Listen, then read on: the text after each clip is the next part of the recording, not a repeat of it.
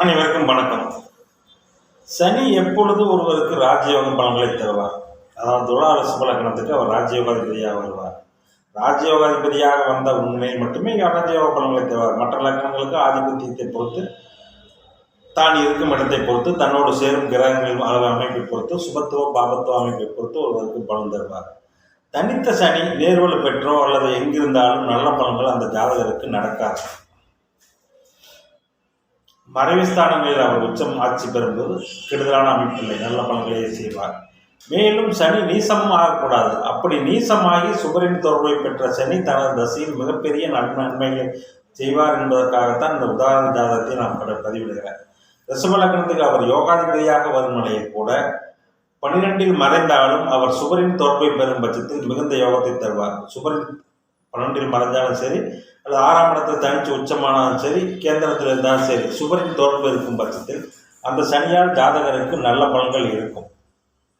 இப்படிப்பட்ட நிலையில் அந்த சனி அந்த லக்னத்துக்கு ராஜயோகாதிபதியாக செயல்படுவரும் நிலையில் மிகப்பெரிய யோகத்தை தனது செய்வார் என்பதற்காகத்தான் இந்த உதாரண வீடியோ. அந்த ஜாதகர் பிறந்தது பார்த்தீங்கன்னா 5/6/2000 6:17 AM அளவில் பிறந்திருக்கார். ரிஷப லக்னம், மிதுன ராசி, புனர்பூச நட்சத்திரம். லக்னத்திலேயே சூரியன், செவ்வாய், குரு, சுக்கிரன். 2ஆம் இடத்தில் சந்திரன், புதன். 3ஆம் இடத்தில் பார்த்தீங்கன்னா ராகு, 9ஆம் இடத்தில் கேது, 12ஆம் இடத்தில் சனி. இதுதான் இந்த ஜாதகத்தினுடைய கிரகநிலை. இங்கே இந்த காலசர்ப்ப தோஷம் அது இதெல்லாம் என்றும் கதையற்ற வேண்டாம். காலசர்ப்ப தோஷம் இருந்தால்தான் 35 வயசு வரைக்கும் ஒருவரும், அதாவது எந்த விதமான நற்பலனும் நடக்காது என்பது காலசர்ப்ப தோஷத்தினுடைய அதை பற்றி பெரிதாக கூறுபவர்கள் கூறுகிறார்கள். அப்படியெல்லாம் இல்லை. காலசர்ப்ப தோஷம் என்பது கிடையவே கிடையாது. அதற்கு இந்த ஜாதகம் கூட உதாரணமாக எடுத்துக்கலாம். இந்த ஜாதகம் பிறந்தது பார்த்தீங்கன்னா 8 வருஷம் அட்டமாதிபதி திசை இளமையிலேயே முடிந்தது, மிகச்சிறந்த அமைப்பு. அடுத்தது பார்த்தீங்கன்னா சனி திசை. இந்த சனி திசையில் இந்த ஜாதகருடைய தந்தையாரும் மிக பிரமாதமாக வாழ்கிறார்கள். சனி 9ஆம் அதிபதியாகி 12 நீசமாகிவிட்டார். 9ஆம் அதிபதி நீசமாகிவிட்டார், தந்தைக்கு ஆகாது. அப்படியெல்லாம் இல்லை. அங்கே ஒரே டிகிரியில் குருவுடன் இணைந்திருக்கிறார். 29 பாகையில் சனி இருக்க 0 டிகிரியில் குரு ரிஷபத்தில் இருக்கிறார். ஒரே டிகிரியுடன் சனியுடன் இணைந்த மிகுந்த சுபத்தன்மை அடைந்த சனி. குரு தனக்கு பிடிச்ச குரு வலயம் என்று சொல்லக்கூடிய ரிஷபத்தில் இருக்கிறார், திக்பலமாக இருக்கிறார். அவருடன் ஒரே டிகிரியில் சனி இணைந்திருக்கிறார். இந்த அமைப்பில் சனி திசை ஆரம்பித்தவுடன் இந்த ஜாதகரின் கல்வி, தந்தையாரின் பொருளாதார மேன்மை எல்லாமே நன்றாக இருந்தது. குரு சனியுடன் 2 10ஆம் இடங்களோடு தொடர்பு கொண்ட லக்னத்துக்கு 10ஆம் அதிபதி அவரே ஆகி லக்னத்துக்கு 2ஆம் இடத்தோடு தொடர்பு கொள்கிறார். அப்படின்னா என்ன? பொய் சொல்லி படிக்கிற அந்த வக்கீல் தொழிலில் அந்த ஜாதகர் இருக்கார். மிகச்சிறந்த வக்கீல். அதை படித்த உடனே ஹைகோர்ட்டில் ஒரு சீனியர் வக்கீல் இவருடைய திறமையை பார்த்து தானாக முன்வந்து ஜூனியர் அசிஸ்டண்டாக சேர்த்திருக்கார். இப்போ கோர்ட்டில் ப்ராக்டிஸ் பண்ணிகிட்டு இருக்கார். மிகச்சிறந்த அறிவாளி. ஏனென்றால் புதன் ஆட்சி பெற்றார். புதன் வளர்த்துட்டாலே அந்த ஜாதகர் புத்திசாலித்தனம் இளமையிலேயே வந்துடும். இங்கே பார்த்தீங்கன்னா லக்னாதிபதி சுக்கிரன் அஸ்தங்கமானாலும் அங்கே ஆட்சி பலத்துடன் இருக்கிறார். எங்கிருந்தாலும் லக்னாதிபதி அங்கே ஆட்சி, சூரியன் சுபத்தன்மை அடைந்திருக்கிறார். இந்த அமைப்பில் இந்த ஜாதகருக்கு ஒரு நீதிபதியாக வேண்டும் என்ற அமைப்பு அதாவது ஆசை இருக்கிறது. கண்டிப்பாக இந்த ஜாதகர் நீதிபதி ஆவார். ஏனென்றால் இங்கே சனியை விட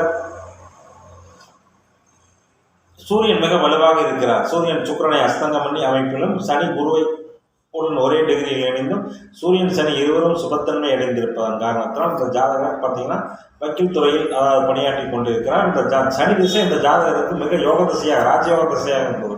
தந்தையாருக்கு பொருளாதார மேன்மை, தந்தையருடைய விவசாய அமைப்பு, ஜாதகருடைய கல்வி எல்லாமே நன்றாக இருந்தது. மேம்போக்காக பார்க்கும்போது என்ன தெரியும்? சனி 12 நேசமாயிட்டார்.